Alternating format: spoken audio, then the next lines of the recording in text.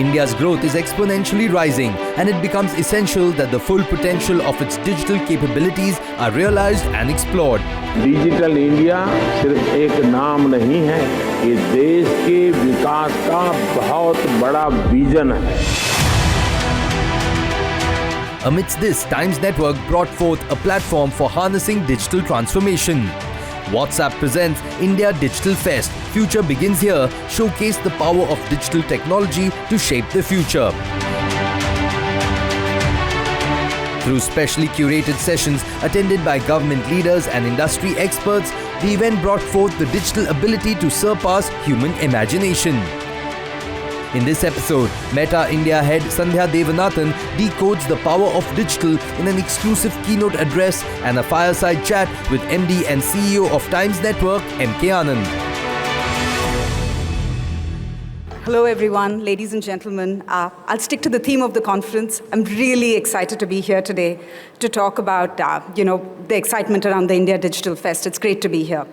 When I took on the role of heading Meta a few months ago, I knew that this would be a really exciting journey for many reasons. It was homecoming for me. The country that I return to now is very different from the one I left in 2005. I've been back as a tourist many, many times, but it's not the same when you're here. The pace of change in India has been dramatic over the last few years. India has placed itself at the heart of a transformation where digital is playing a central role in changing lives, in creating opportunity, and spurring new models of innovation and entrepreneurship. And that's really exciting for us. The second thing is just the role that we see ourselves playing in this story of India's transformation, us as Meta. This is a future that we're equally passionate about, and we want to play a role in shaping and celebrating India's rise as a digital superpower. Over the years, and particularly in the last two, we've seen the power of digital come alive in more ways than we could ever imagine. And nobody wants to go back to the days of the pandemic, but when the world shut down, it was the internet that was open.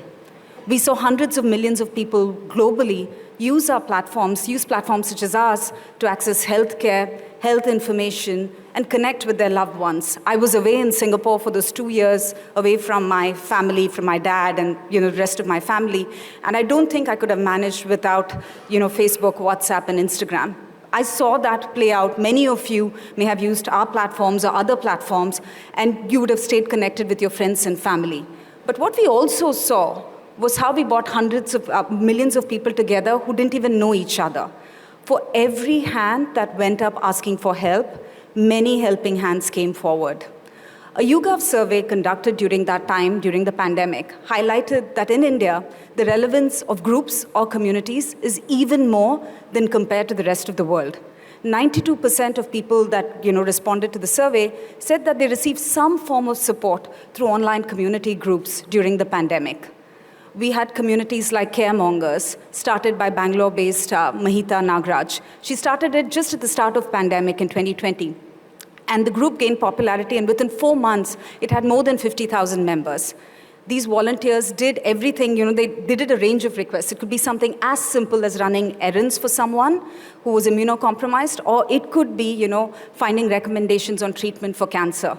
And these were absolute strangers that were coming together during the lockdown and pandemic to help each other. And each of you are probably in some group like that has done similar amazing things. The minister talked about 1.3 billion Indians accessing COVID vaccinations online. We at WhatsApp played a small role in our partnership with MyGov, and we saw 80 million people access the chatbot with MyGov on COVID information. We also saw 40 million people download vaccination certificates, so we're really proud of that role that we played. This, in many ways, is a powerful demonstration of the power of technology and the power of network and how it brings people together. Digital has introduced new ways of working, learning, buying, and selling as well. It's not just what we saw during the pandemic, it's just changed the landscape on all of this. It's changed how we spend our time and where we spend it. And it's all happening here in this country where more than 700 million people are already online, and tens of millions are coming online every few months. We're experiencing the winds of change, and we're lucky at Meta and WhatsApp to see this happen, real time. Whether it's a local kirana store getting orders on WhatsApp from their customers, whether it's a mother who's starting a home bakery business on Facebook, or whether it's my aunt who post-retirement started a page on Instagram selling, smock clothes for little children, right? Or it could be a student doing immersive learning via AR and VR. Or it could be a creator in Nagpur who's actually who's breaking through barriers of language, location, resources, and unleashing the joy of creative expression. So it's all happening, and we're lucky to see this real time. Every story of India and Bharat reveal the compass of the most dramatic digital transformation that's sweeping across our country. And these are just a few glimpses of what's unfolding in our country. At Meta, we believe our story is embedded in the exciting story of India. What lies ahead energizes us even more. Our excitement about the potential of India, our passion for the hundreds of millions of people from the country who actually come online and who use our platforms to drive big, dramatic change. And that's really exciting for us to see as well. We reiterate our commitment to being an ally for this country, to being a catalyst for economic growth. And we want to be a part of this success story of this country that is in the heart of a world that's being transformed by technology.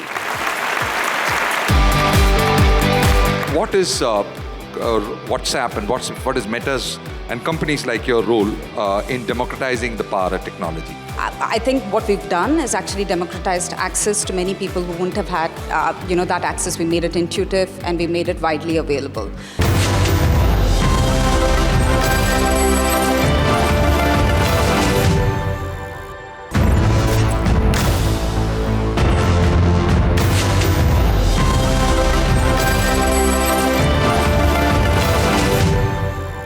We have, in fact, in the last decade or so, seen India becoming a very, very, very big player on the digital data use, and that I think has been, one of the key triggers of it is the internet service providers and the companies which have done the infrastructure to bring the costs of data down so significantly different, in this part of the world. But it also has been partnered by companies like you, and I would say WhatsApp in particular, because that is, I think, one of the killer apps that moved people from the regular SMS into using smartphones, and therefore the need to sort of get data enabled. As we understand from various numbers, about 700, almost 800 million users already on internet in India. And you people have already done a great job there, but there, I think, are roughly another 500 million people. So what is WhatsApp and what is Meta's and companies like your role in democratizing the power of technology? Thanks, Anand. You're right, the 700 million people on the internet and counting. It was exciting to see the pace of change and the number of people getting added who are coming online every day. I think of our role as democratizing the access to technology, right? So if you think about our platforms and what it enables, for many Indians, it's the first port of call. Their first experience with the internet is our platforms, be it Facebook, be it WhatsApp, or be it Instagram. And I think what we've done is actually democratized access to many people who wouldn't have had, that access. We made it intuitive and we made it widely available. So we remain excited about helping getting the next 500 million people online as well. And I think the way we think about it is also in terms of creating for India and thinking about India first innovations. So we think this will also help in inclusion and improving access. So some of the things that we've done are JioMart, our partnership with Jio, and where we launched JioMart, where you have this really seamless experience. When I tried it, I was pretty blown away. You don't have to download an app. You don't have to think about learning a new way of ordering groceries. You just do it on an app that you already use and love, which is WhatsApp, and then you use it to get groceries. And that's changing the way people use WhatsApp and how they experience WhatsApp and communicate with businesses. The second thing that I think we've done a lot of work around is just Indians love to consume short-form videos, and I talked about unleashing expression. And I think that's where also we've sort of doubled down our investment in Reels in India, and we launched Reels in India first globally. So again, that's making something for India that then transcends across, that so we translates. We can expect to over the next during your tenure and the next decade see India-specific innovations and India-specific products also. Yes, Because culturally we are different. JioMart was definitely an India-specific product, and we remain invested and excited about the India opportunity. And I would just, say also that as a company, we connect 3.7 billion people across the globe. So this is something that we hold dear to our heart, which is just improving access to technology for everyone through our platforms. Okay, now post the pandemic and the whole pullback of cash across the globe, inflation, etc., and all that has sort of suddenly started hitting investments into startups, and the whole mood has changed over the last 6 months compared to the 2.5 years before that, and that obviously is going to have an impact on the investments which are so important for new areas. And what do you think, what are your thoughts on the contagion effect on the Indian tech sector and challenges that we will face in realizing the vision of so-called India's Techade that the minister said? The news is grim, isn't it, Anand? Like anytime you see there's a bank failing, be it SVB or Credit Suisse, interest rates rising, that causes more turmoil in the market, capital markets drying up, VC funding drying up. So I think the macroeconomic situation certainly looks grim. But I think, and it would be a fallacy to think that India will be immune to everything that's happening globally. But what I see is actually a tale of two cities. I see a story of resilience in India, and I think that's powered by a bunch of things. Economic resilience, the digital governance that we talked about, which is enabling inclusion for millions of people, the very strong and robust startup ecosystem. So I actually see, even as there are global headwinds, we remain really optimistic and excited about what's happening in India. And I think the way we think about it, and which is why you talked about our commitment in investments, we actually see the role that we can play during this period is really around upskilling and training and supporting more Indians, to earn livelihoods. And that's something that we've been quite committed to. Some of the work that we announced, a few years ago was around CFIND, where we've committed to train 10 million small businesses over the course of the next 3 years and help them come online and, be digital.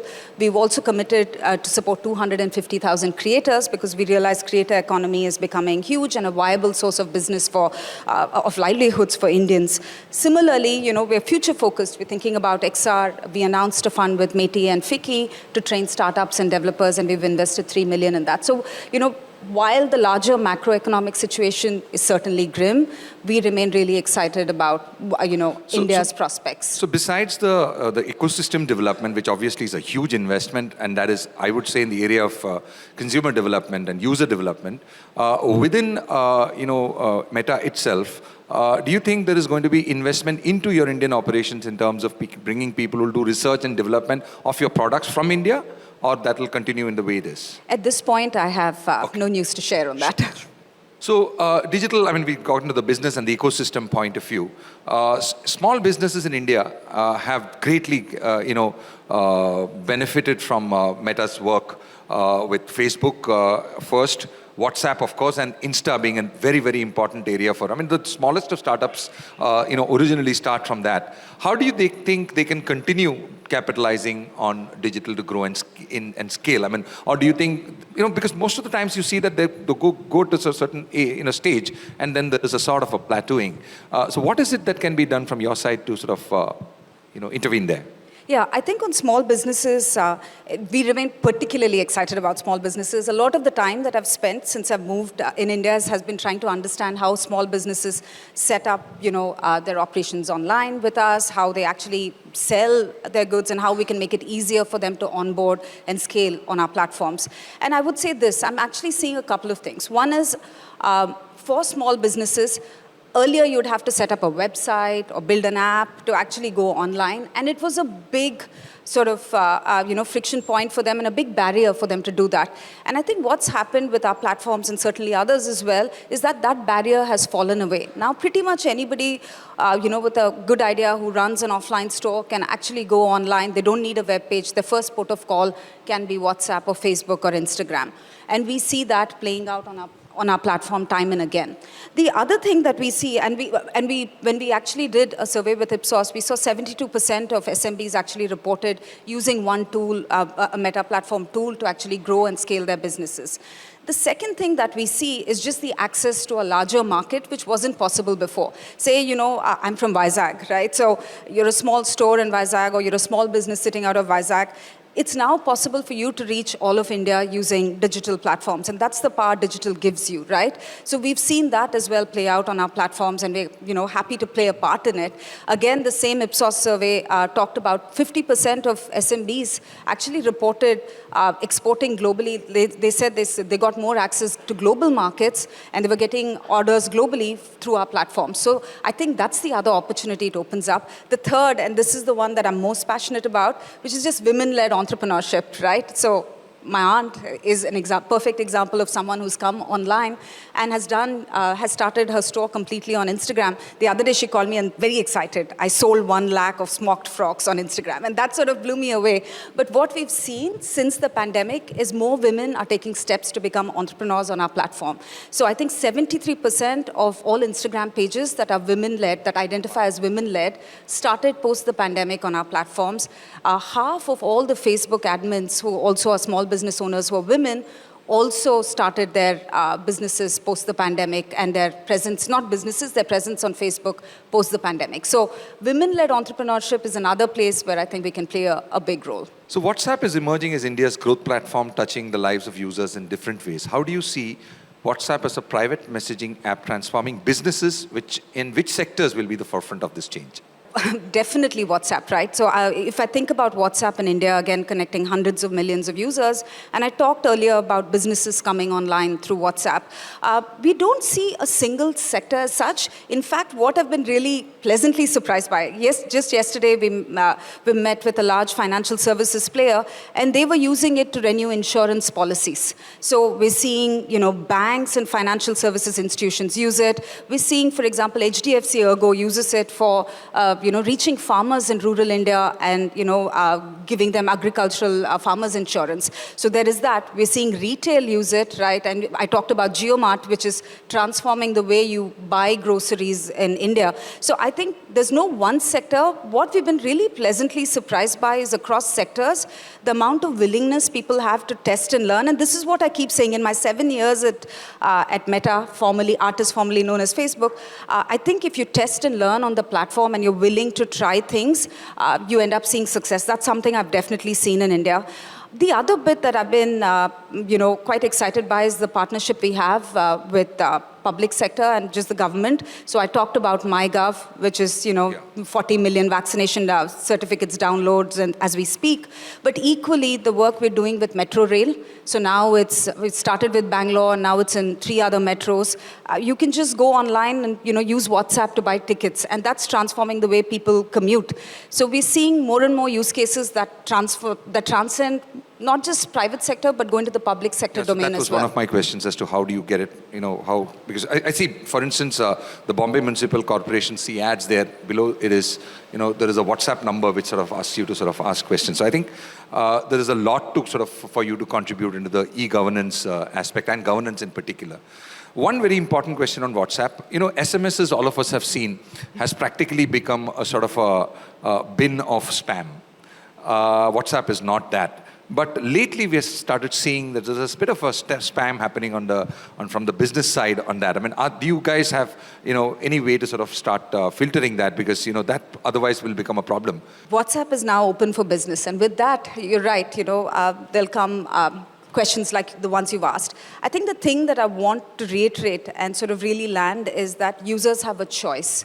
Right? And we only allow businesses to message users who've opted in to receive marketing messages from the business. So the control and the choice rests with the user. So I think that's a really important thing that, you should be aware of. The second bit is around users can also are the ones that can initiate a conversation with the business if they've not opted in. So that choice remains and exists. That being said, there are things that we are also doing to enhance. So you could be in an opt-in list and you want to drop out because you don't like what the business is sending you. You can, you can block that business, and that's a capability that we've built in. Because we're also very aware, and we want this to be an experience that works for the user and and we don't want complaints, right? So this is something we're very laser focused on. So you can block messages, you can report a business if they're sending you too many spam messages. At our end, we have controls, so we don't allow a business to send multiple messages in a day to a consumer. So all of these are safeguards that we're building in as we open as we've opened up WhatsApp for Business. Last question, my favorite topic, AI. You know, it's the so-called next buzzword, and I think we're going to be talking about and hearing about it a lot more than we have till now.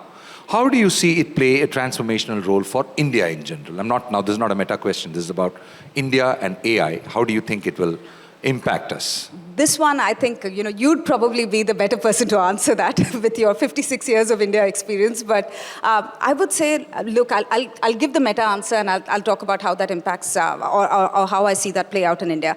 I think for us, what we've seen AI do is really transform how we run as a company, right? So if you think about everything from recommendations you get on who to follow, or who to connect with, or the recommendations we see on the ads that we serve, or the integrity measures that we're taking, the misinformation that we're finding on our platform that we take down, all of that is powered by AI for us. So we've invested over many, many years, and we've doubled down, tripled down on AI as an investment for us. But so far, that AI investments has been more on recommendations and, fighting, like I said, misinformation and integrity.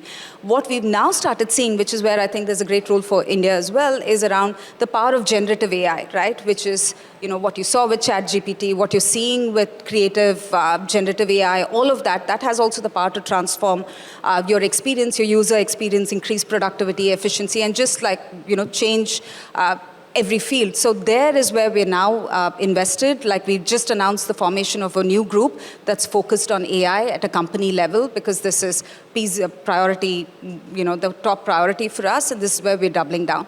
As for India, I think this is the year that India holds the chair. I think of the Minister Rajiv holds the chair for the Governance Committee on AI, if I'm not mistaken, I think the worldwide chair. And I think that's a great sort of segue into what we can expect to come out of India. I think AI will transform healthcare, definitely, in terms of outpatient outcomes, in terms of recommendations, prognosis. I think it's already transforming banking and finance. It'll transform a lot of sectors. So I'm waiting to see what it does, not just for, the private sector, but also for digital governance and, providing services to ordinary Indians. So I'm excited by that. Thank you, Sandhya. I think that's about it. And thank you for being a partner with the India Digital Fest. And thank you so much for having me. Thank you.